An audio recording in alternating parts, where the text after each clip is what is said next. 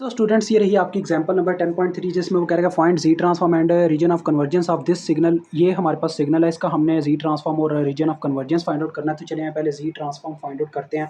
अब यहाँ पे भी यूनिट स्टेप सिग्नल है सिंपल फॉर्म में दोनों के साथ। तो आपको पता है यूनिट ऑफ स्टेप सिग्नल क्या कहता है कि इसकी जो वैल्यू है जीरो से इन्फिनिटी के बीच में सिर्फ 1 होती है, अदरवाइज इसकी वैल्यू जीरो होती है। तो डेट्स वाई यूनिट स्टेप सिर्फ इतना करेगा कि रेंजेस चेंज कर देगा। अब आपको पता है जी ट्रांसफॉर्म का जो हमारे पास फार्मूला है वो क्या होता है कि sigma n is equal to minus infinity से इन्फिनिटी एक्स ऑफ एन और साथ में जेड ऑफ माइनस एन होता है, ये फार्मूला होता है। तो अगर इसके मुताबिक अगर मैं देखूं तो दोनों को अलग-अलग मैं डायरेक्ट ही आपको करके दिखाता हूं। देखिए पहले तो यू ऑफ एन दोनों के साथ है, तो यू ऑफ एन क्या फ़र्क डालेगा, सिर्फ इसकी रेंज चेंज कर देगा, जीरो से इन्फिनिटी आ जाएगी। ठीक है, दोनों के साथ दोनों सिग्नल अलग-अलग होने वाले हैं। देखें जीरो से इन्फिनिटी आ गई, और जब देखो एक्स ऑफ एन ये पूरा सिग्नल होगा इसके अंदर मतलब मेंशन, तो फिर जेड ऑफ माइनस एन से भी ज़रब खाएगा, सिग्मा से भी मल्टीप्लाई होता जाएगा, तो ये भी अलग हो जाएगा, ये भी अलग हो जाएगा। देखो ये जो 7 है इसको मैं ऐसे बाहर लिख देता हूँ, अंदर मेरे पास आ गया 1/3 की पावर एन और साथ में z of minus n multiply होके एक दफ़ा आ गया। फिर देखो सेंटर में -6 है, 6 बाहर आ गया, सिग्मा सिग्मा इसके साथ भी मल्टीप्लाई खाएगा इस टर्म के साथ भी, और यू ऑफ एन इसके साथ भी है, तो इसकी रेंज भी आ जाएगी जीरो से इन्फिनिटी, और अंदर आ जाएगा 1/2 की पावर n साथ में z ऑफ माइनस एन। ठीक हो गया जी। अब हम देखें नेक्स्ट स्टेप में क्या करते हैं, x of g is equal to, देखें ज़रा 7 तो बाहर ही है। अब आपको पता है इनको कैसे लिखना है, आपने n कॉमन लेना है दोनों में से और एक फॉर्म बना के लिख देनी है। फिर हम रीजन ऑफ कन्वर्जेंस भी निकालेंगे और इसकी फिर वो क्लोज लूप फॉर्म भी लिखेंगे। तो देखें 1/3 है, और साथ में जब मैं z भी कॉमन ले लूँ, दोनों में से अगर n कॉमन लेता हूँ तो z के साथ -1 रह जाएगा और n ऐसे कॉमन आ जाएगा। इसी तरह से इस तरफ -6 तो बाहर है, n is equal to zero से इन्फिनिटी है, और क्या होगा जी 1/2 जो है और z की पावर -1 ये ऐसे आ जाएंगे, और n ऐसे बाहर कॉमन आ जाएगा दोनों की पावर में से। ठीक है जी। अब देखें बच्चों, हमने ये चीज़ मेंशन करनी है रीजन ऑफ कन्वर्जेंस के लिए। मैं पहले इसकी क्लोज लूप फॉर्म बना लेता हूँ, देन हम रीजन ऑफ कन्वर्जेंस की तरफ जाएं, या पहले क्लोज लूप फॉर्म, चलें पहले क्लोज लूप फॉर्म ही बनाते हैं। ठीक है, ये हमारा स्टेप है जिससे हमने क्या करना है, रीजन ऑफ कन्वर्जेंस निकालना है। तो मैंने मेंशन कर दिया ताकि मुझे याद रहे। अब मैं इसको पहले सॉल्व कर लेता हूँ क्लोज लूप फार्मूले की मदद से। देखो ये क्लोज लूप फार्मूला होता है, मैंने मेंशन किया था शायद इस क्वेश्चन में, ये रहा। ये देखिए ये फार्मूला होता है कि जब इस तरह से हमारे पास फॉर्म भरी हो तो उसका क्या होता है जी, हम क्या करते हैं, अल्फ़ा अगर हो यहाँ पे जो भी नंबर होगा उसकी पावर पहले n1 यहाँ पे जो है माइनस अल्फ़ा, फिर से वही नंबर, और n2 जो उसकी ऊपर वाली लिमिट है उसमें +1, और फिर बटे में 1 माइनस एज इट एज ये वाला नंबर। तो ये वाला फार्मूला हम यहाँ पे अप्लाई करेंगे क्लोज लूप फार्मूला इन पे। तो देखो ये 7 तो बाहर ही है, इनटू 1/3 z-1 की पावर n1 जो कि जीरो है। तो देखो बच्चों इसकी पावर जब हम जीरो मेंशन करेंगे तो किसी भी चीज़ की पावर अगर जीरो हो तो वो किसके बराबर होता है, 1 होता है, तो 1 आ जाएगा ऊपर। ठीक है, फिर माइनस हमने क्या करना है, इसी चीज़ की पावर यानी यही ऐसे मेंशन करके n2 + 1 करना, और n2 की जगह हमारे पास इन्फिनिटी है तो इन्फिनिटी +1 यानी कि इसकी पावर आ जाएगी इन्फिनिटी, 1/3 जी इनवर्स होल की पावर ऐसे इन्फिनिटी ऊपर मेंशन हो जाएगी। और अगर किसी भी वेरिएबल की पावर इन्फिनिटी हो तो वो इक्वल टू जीरो होता है, और बटे में आपको जैसा कि मैंने बताया 1 माइनस अल्फा सिंपल आपने लिख देना, अल्फा आपका यही है सिंपल ये वाला नंबर, तो ये एज इट एज आ जाएगा। तो ये चक्कर है। ठीक है, ऐसे इसी तरह से इस तरफ भी होगा। देखो इस तरफ भी यही है कि हमारे पास देखो अंदर क्या होगा, पहले 1/2 z इनवर्स होल की पावर n1 जो कि n1 की जगह हमारे पास यहाँ पे जीरो, तो इसकी पावर जीरो जब आएगी तो 1 के बराबर आ जाएगा, और सेकंड नंबर पे 1/2 z इनवर्स होल की पावर n2 + 1 यानी n2 की जगह हमारी इन्फिनिटी है तो इन्फिनिटी +1 यानी इन्फिनिटी ही आ जाएगा, और इसकी पावर इन्फिनिटी होने की वजह से ये जीरो आ जाएगा। तो बटे में एज इट एज यानी ये 1 माइनस ये आ जाएगा, ये आपके पास आ गया। अब इसको सॉल्व कर लेते हैं, देन हम रीजन ऑफ कन्वर्जेंस की तरफ बढ़ेंगे। तो इसको सॉल्व करने के लिए देखो यार थोड़ा सा है, टाइम तो लगेगा। 7 है, और अंदर बात करूँ तो ये देखो बच्चों इसका जो एलसीएम है वो 3z आ जाएगा। देखें ये z इनवर्स तो है, लेकिन इसने बटे में जाके डायरेक्ट क्या बन जाना है, z ही बन जाना, यानी बटे में ऐसे 3z आ जाएगा। ठीक है, समझ रहे हो ना मेरी बात को, काफ़ी सिंपल सी बात कर रहा हूँ, ज़्यादा मुश्किल नहीं मैं बात कर रहा।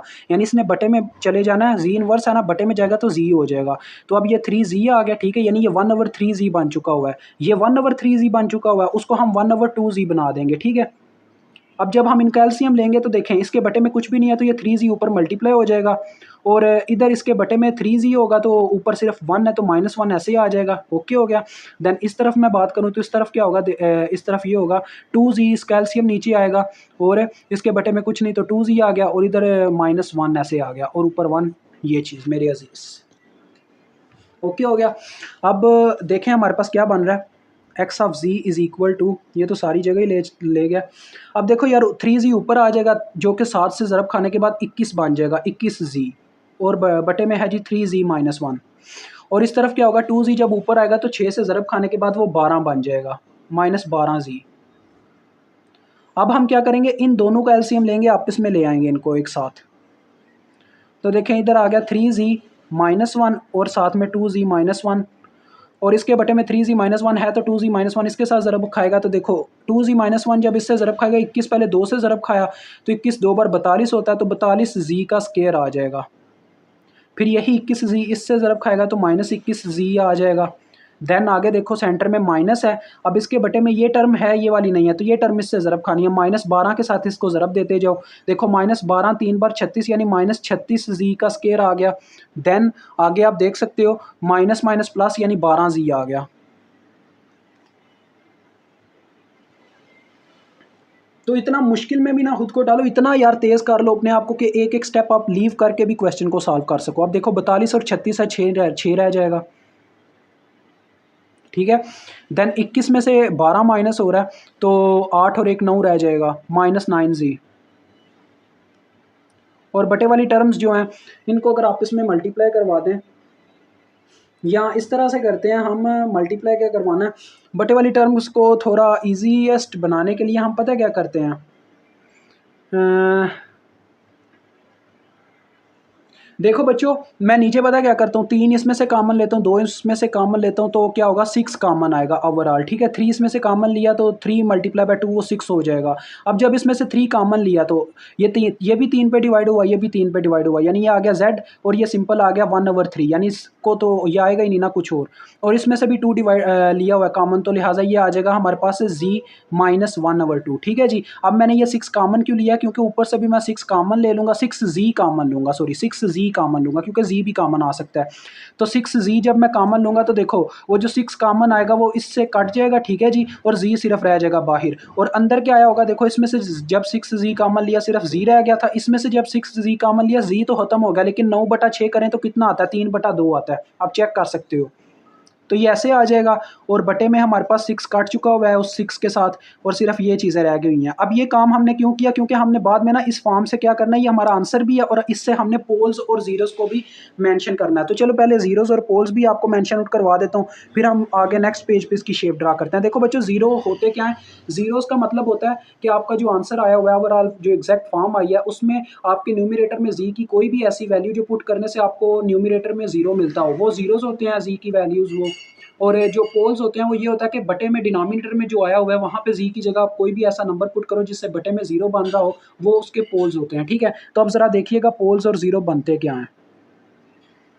देखो बच्चों ऊपर न्यूमिनेटर में z की जगह डायरेक्ट अगर मैं जीरो पुट कर दूं तो जीरो आ नहीं जाएगा, यानी ये मेरा जीरो पे जीरोस बनते हैं। उसके बाद इस z की जगह अगर मैं 3/2 पुट करता तो 3/2 माइनस 3/2 होने के बाद भी जीरो मिलता मुझे न्यूमिनेटर में, तो दूसरा नंबर बनता है 3/2 जीरोस पे, ठीक है। अब पोल्स की बात करूं तो बटे में देखो z की जगह अगर 1/3 पुट किया जाए तब इस बटे में जीरो बन सकता है, तो 1/3 एक पोल आ गया। दूसरा 1/2 पुट करने से भी मुझे जीरो मिलता है, तो 1/2 आ गया। अब ये काम तो हो गया, रीजन ऑफ कन्वर्जेंस का काम रह गया ड्रा करने का, और दूसरे नंबर पे अपनी मेन शेप ड्रा करने का काम रह गया। तो वो रुके मैं आपको भी करके दिखाता हूँ। तो ये बच्चों मैंने इस कॉपी पे सारा डाटा लिख लिया। देखें वो हमारे पास जो रीजन ऑफ कन्वर्जेंस का था, यहाँ पे 1/3 जी इनवर्स था, 1/2 जी इनवर्स था। मैंने आपको बताया था करना क्या है कि जो भी यहाँ पे नंबर आया होता है उसको हमने लेस दैन 1 रखना होता है, क्योंकि यूनिट सर्कल से हमेशा ये हमारी लेस होनी चाहिए, उससे फिर हमें रीजन ऑफ कन्वर्जेंस मिलता है। मैंने वही काम यहाँ पे किया, किसकी मैग्नीट्यूड को लेस देन 1 कर दिया सेट, ठीक है। अब हम सॉल्व करते हैं, देखें होगा क्या, जी भी बटे में आ जाएगा क्योंकि जी इनवर्स है, जी जब बटे में आया तो ये वाला जी उधर ऐसे ट्रांसफ़र हो जाएगा, तो मेरे पास फाइनली आ जाएगी जी की मैग्नीट्यूड ग्रेटर, क्योंकि उधर जाके ग्रेटर का साइन ऐसे आ जाएगा, यानी ग्रेटर देन 1/3, ये इसका आ गया। और इस तरफ अगर देखूँ तो इस तरफ क्या होगा, यहाँ पे भी जी उधर जाएगा और वो कर देगा क्या, जी इज़ ग्रेटर देन 1/2। अब 1/2 और 1/3 एक कांस्टेंट नंबर है, इस वजह से ऐसे आ गए। अब मैं ड्रा करता हूँ इनकी शेप, ये मैंने दूसरा रजिस्टर इसलिए लिया ताकि आपको समझ भी आए और यहाँ पे इजीली ड्रा भी हो जाए। तो ये आ गया अल्फ़ा सॉरी सिग्मा, और ये जे ओमेगा जे एक्स। तो ज़रा गौर कीजिएगा, सबसे पहले आप देख सकते हैं उसने मेंशन किया है कि 1/3 आपको पता लेस वैल्यू होती है। 1/3 पहले हमारा ये आ गया, पहले हमने वो सर्कल खींचने हैं, ये आ गया मेरा 1/3 का सर्कल, ठीक है। दूसरे नंबर पे 1/2 होता है 0.5, वो यहाँ कहीं पे लेस हम कर लेते हैं, कंसिडर कर लेते हैं, यहाँ कहीं पे होगा। ये हमने इसका भी खींच लिया। अभी मैंने ये नहीं बताया उन्हें कि मेरा रीजन ऑफ कन्वर्जेंस कहाँ पे बनेगा, ठीक है। यूनिट सर्कल इसके बाद होगा, तो वो भी आप चाहें तो ड्रा कर सकते हैं ऐसे। ये मेरा 1 है, ठीक है जी। अब हम देखते हैं कहाँ पे बनता है रीजन ऑफ कन्वर्जेंस। देखो बच्चों, ये बता रहा है कि इसका रीजन ऑफ कन्वर्जेंस जब दो वैल्यूज़ आ जाए ना, तो फिर रीजन ऑफ कन्वर्जेंस वहाँ पे बनता है जहाँ पे दो चीज़ें आपस में कोलैप्स कर रही होती हैं, यानी कहने कि एक दूसरे से मिल रही होती हैं। तो देखें यहाँ पे जी की मैग्नीट्यूड यहाँ पे बता रही है, तो जी की मैग्नीट्यूड वो कह रहा है कि ग्रेटर देन 1/3 है। जब ये ग्रेटर देन 1/3 होगी तो हमारी लाइंस बाहर की तरफ जाएंगी, ठीक है। हम बाहर की तरफ इनको फ्लो करवाएंगे, तो ये देखें ऐसे जाएंगी। अब ये इतना ऐसे शो आउट करके करने की ज़रूरत नहीं है, मतलब मेरा कहने ऐसे ये मुराद है। पहले आप कोशिश करें इसके अंदर ही रहने दें, ठीक है।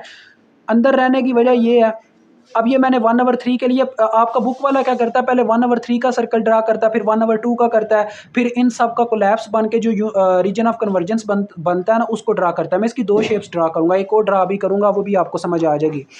तो देखो 1/2 क्या है, वो 1/2 के लिए भी कहता है कि बाहरी लाइंस जाएंगी, तो बाहर जाने की वजह से देखें ये भी ऐसे जाएगा। अब ये देखो ये दोनों कहाँ पे मीट कर रहे हैं, 1/3 की लाइंस भी बाहर जा रही हैं और 1/2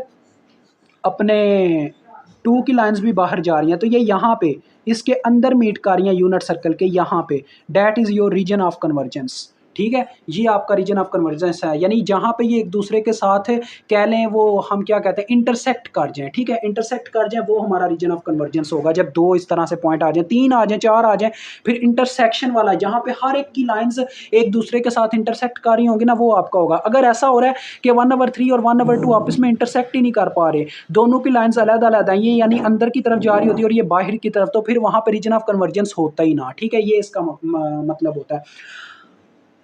अब अगर इसको मैं ड्रा करता हूँ लाइक, यानी आपको समझाने के लिए एग्जैक्ट फॉर्म में, तो एग्जैक्ट फॉर्म में ये पता कैसा बनता है, मैं आपको दिखाता हूँ। आपके बुक वाले ने एग्जैक्ट फॉर्म इसकी को नहीं ड्रा की हुई, मुझे को नहीं नज़र आ रही जी, बिल्कुल इसने को नहीं ड्रा की हुई। मैं ड्रा करता हूँ, ये देखें इसकी एग्जैक्ट फॉर्म कुछ ऐसी होती।